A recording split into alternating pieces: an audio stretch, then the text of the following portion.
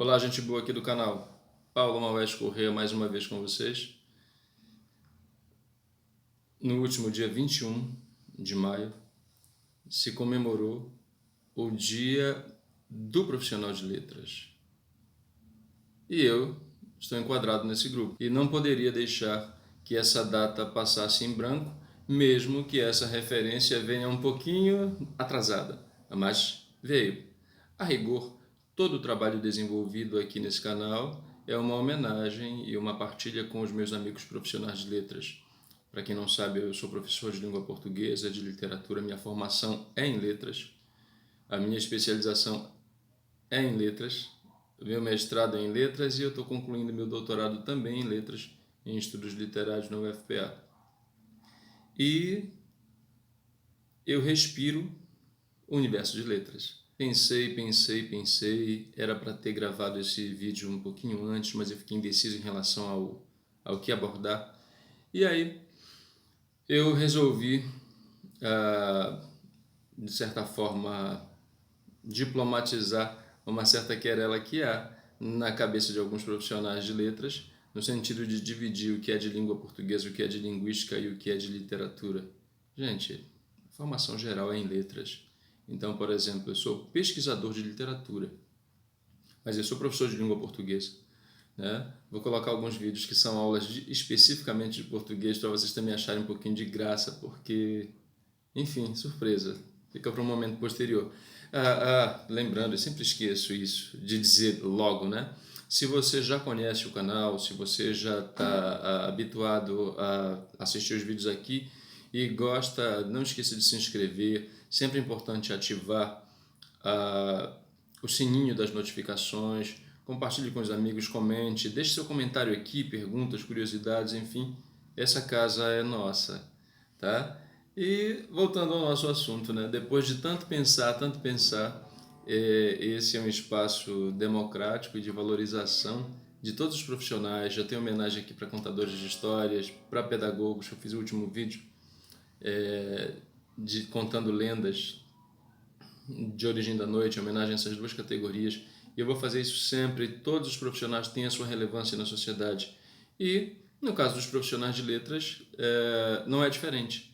Nós somos, junto com o pessoal da pedagogia, que trabalha com as crianças, né? Mas nós somos vistos como os maiores responsáveis por trabalhar aspectos relacionados à língua portuguesa. Então, se o menino tem dificuldade de ler, de quem é a culpa? Se o seu vizinho quer saber como se escreve uma palavra, ele vem bater na sua porta. É como se nós fôssemos assim dicionários ambulantes, tudo nós temos que resolver. Esse é um certo estigma do profissional de letras. Na verdade, não é isso, né, gente? Erros acontecem, todo mundo erra. Aqui mesmo no canal, quantas vezes vocês devem ter visto um problema de concordância, alguma coisa assim? Isso é normal da dinâmica, da fala, né? O que não pode acontecer é você deixar passar coisas muito absurdas na escrita. Aí o cuidado deve ser redobrado, né? Mas eu quero me centralizar na fala. E aí, um dos nossos papéis como profissionais de letras é fazer com que preconceitos sejam superados. Então vejam, nós somos pessoas, como quaisquer pessoas, temos lá os nossos direitos a ter preconceito de qualquer ordem, sei lá, cada um sabe onde seu calo aperta. Mas se você é profissional de letras, uma coisa você não tem direito a ter: preconceito em relação à palavra. A palavra é o nosso objeto de estudo. E se a gente estudou para entender da palavra, sabe que ela é polimorfa, ela tem várias formas, vários níveis, várias, enfim, formas, maneiras de se manifestar, seja no nível mais elevado, mais erudito, seja no nível mais popular. E aí a questão é essa: se você é formado em letras, sabe que não há propriamente uma taxação valorativa em relação ao que seja melhor e o que seja pior. O que acontece, e é isso que nós temos que ensinar para os nossos alunos, é que uma forma é mais apropriada que a outra, dependendo do contexto. O pessoal que leu o Marcos Banho, né, do preconceito linguístico, sabe bem do que eu estou falando, né? Eu acho que é por aí. Então não é dizer para o nosso menino, nosso aluno, que ele está errado em dizer a gente fez. Isso é uma forma popular, não está errada de forma alguma, tá? Mas se ele for escrever, não é muito recomendável, a menos que, por exemplo, dependendo do contexto, tudo é muito relativo na língua, a menos que, por exemplo, ele coloque essa fala na boca de uma personagem, numa produção. Né? Numa dissertação não vai cair muito bem, por exemplo. Então vejam a adequação também em relação ao gênero. O gênero determina o nível de linguagem que você vai utilizar. Se ele chega na comunidade dele dizendo nós fizemos, ele é de uma comunidade interiorana, ele vai ser tão discriminado quanto chegando ao contexto escolar e falando a gente fizemos. Então vejam, se a ideia era a gente livrar o menino do preconceito linguístico, quando a gente apaga uma variante que ele já domina, que é a variante comum dele, a variante, digamos, do cotidiano dele, a gente joga o menino em cima do preconceito, ou o preconceito em cima do menino. E como esse, vocês já devem ter visto o violãozinho aqui, como esse é um canal que valoriza sobretudo o aspecto artístico envolvendo a palavra e que apontar também possibilidades diferentes de abordagens dos temas que são pertinentes ao nosso cotidiano de trabalho, eu resolvi selecionar algumas passagens envolvendo alguns poetas modernistas. Eu vou centralizar especialmente aqui no Oswald de Andrade. Eu estou com um livro dele aqui. Está meio suado já, gente. Ele já passou por muita coisa. Nesse livro, o volume 7 das obras completas do Oswald de Andrade, ele tem verdadeiras pérolas que servem para o nosso trabalho. Então, por exemplo, tem um poema chamado aqui Erro de Português. Só que não diz respeito à gramática, há uma expectativa em relação a isso, mas não acontece. E ele possui um outro poema, que é o que eu vou utilizar, que se chama Vício na Fala. E aí a gente pode ler, sem problema algum, mas sempre o nosso trabalho tem que chamar a atenção dos meninos, e uma das fórmulas que eu achei para fazer isso, eu utilizo tanto no ensino fundamental quanto no ensino médio e até no ensino superior, é a utilização da música, para induzir o menino a perceber que tem um ritmo que é inerente àquele texto. Em breve eu vou fazer vídeos mostrando como é que funciona metodologicamente esse tipo de abordagem, esse tipo de metodologia. Então eu fiz o poema, vocês podem me acompanhar cantando daí da casa de vocês, cada um na sua casa, né? E aí, em seguida a gente vai visualizar. Hoje não tem muita discussão, é só ilustração, gente. Né? Eu estou falando para gente que é especialista nesse negócio. E, claro, os curiosos são bem-vindos, os demais professores são bem-vindos e podem fazer uso também deste pequeno insight, né? Então, é isso aqui.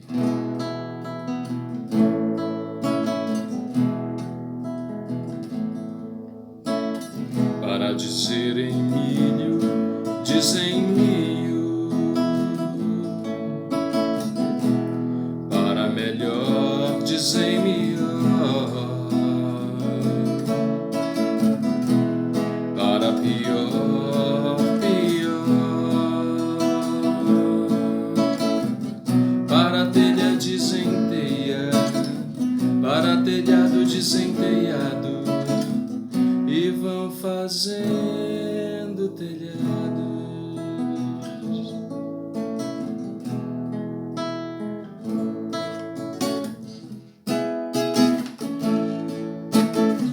Para dizer em milho, dizem mil. Para melhor, dizem melhor. Para pior, pior. Para telha, dizem teia. Para telhado, dizem telhado. E vão fazendo telhados. E vão fazendo telhados.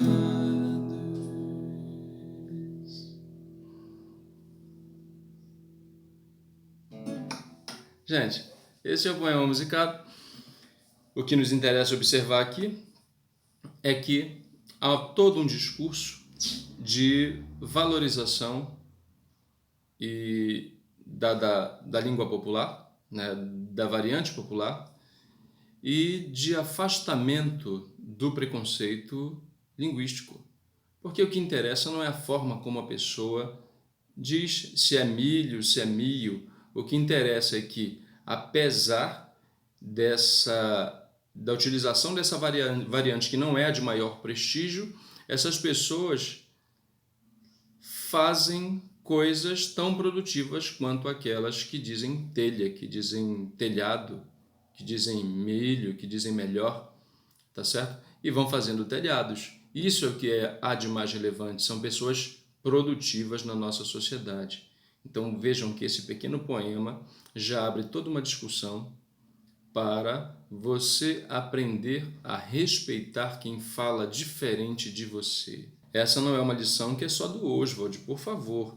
O parceiro modernista dele, que já está presente aqui no canal o tempo inteiro, que é o Manuel Bandeira, num poema que eu adoro,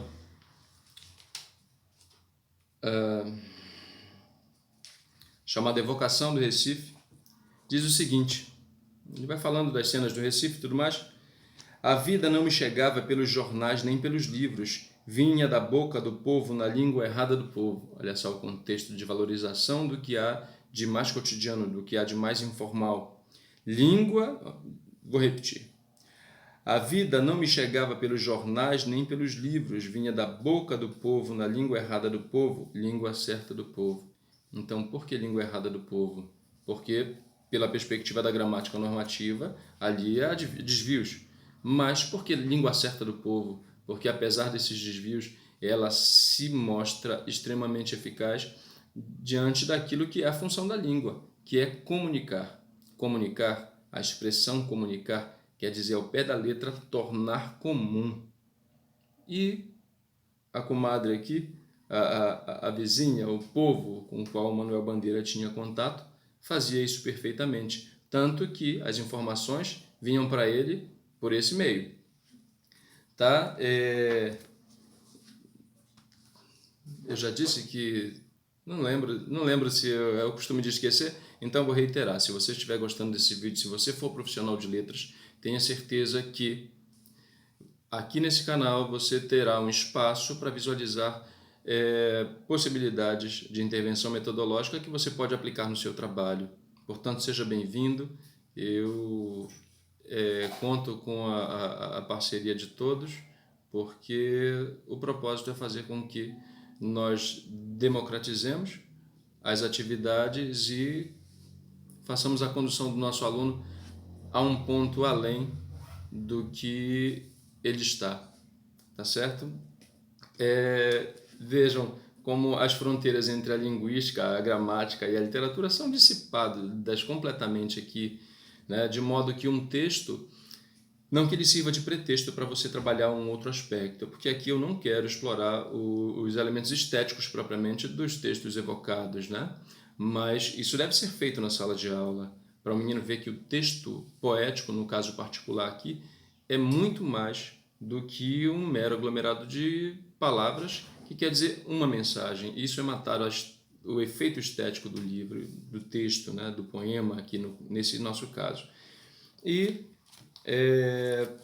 não só Manuel Bandeira, não só o Oswald de Andrade tem coisas a nos ensinar para nós aplicarmos e desenvolvermos nas nossas aulas de língua portuguesa.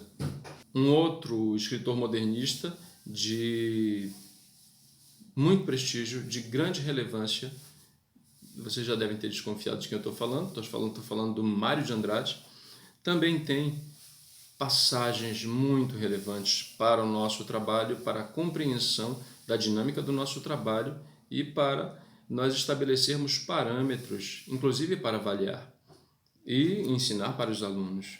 Então vejam aqui, esse é o livro mais famoso do Mário de Andrade, Macunaíma, é o livro que todo mundo conhece, né? Eu utilizo bastante esse livro nos trabalhos que eu escrevo, sobretudo a respeito do imaginário, e todo o texto é marcado por uma certa oralidade estilizada.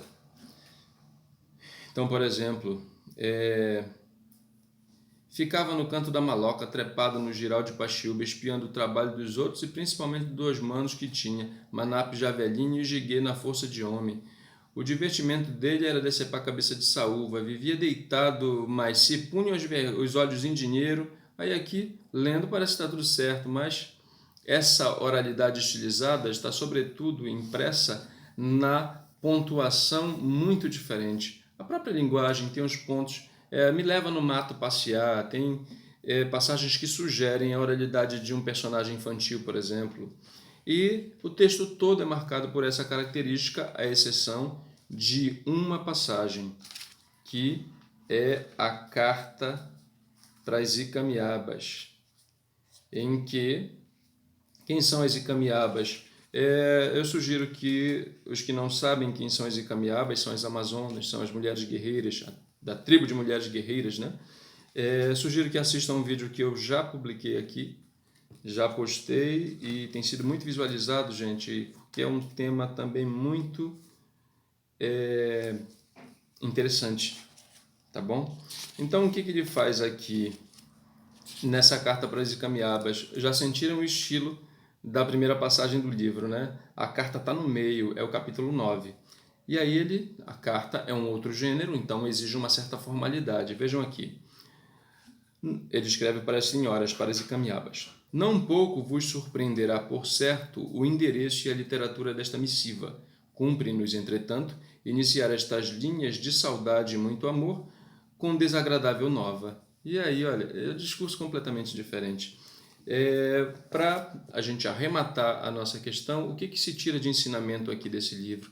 É que lá, pelas tantas, no meio da carta, ele comentando a respeito da cultura do branco, diz: o que há de mais surpreendente é que eles escrevem numa língua e falam noutra.